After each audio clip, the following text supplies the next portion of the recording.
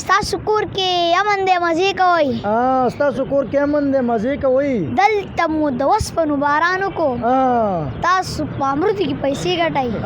مونږ په زمرودي کې علیکم ورحمت الله وبرکاتہ د میا ټي وي ډیر عزتمند کتونکو د ټیم کې را سره د سوات بلبل ولال دی ارمان سراج چې ډیر خواږه او ډولی شیرونه وي عثمان شکور صاحب هم موجود دی نو مایک ارمان سراج صاحب ته حواله کوم چې هغه به د میا ټي وي د کتونکو سره کمې د خپل والد صاحب قطعې شریکوي او کمې غزلې ور سره شریکوي خپه که دې وښیږي بیا به پاسې خپه که دې وښیږي بیا به پاسې خو حوصله خویدو له مه ورکوه د پاسېدلو هنر مې زده که خو اول ځان ولیدو له مه ورکوه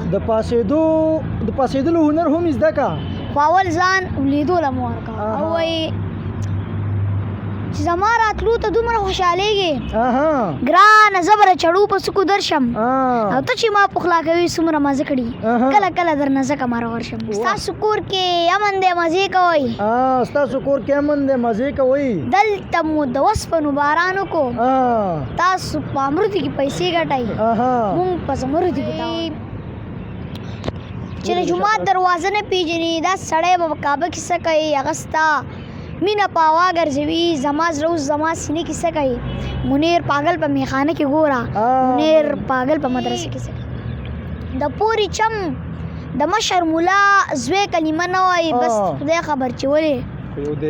بس دې کلمه نه وایي یو ځلې په وړوکوالي د جومات نه چا شړلی و د کونډې زوی زلمی شو خو زلمی کوي وړوکی که چې ژوند یې ښه تېرېږي ځان وړوکی که چې ژوند یې ښه تېرېږي خوشحالي که نه وي غم ته خوشحالېږه په هر حال کې د ژوندون نه مزه اخله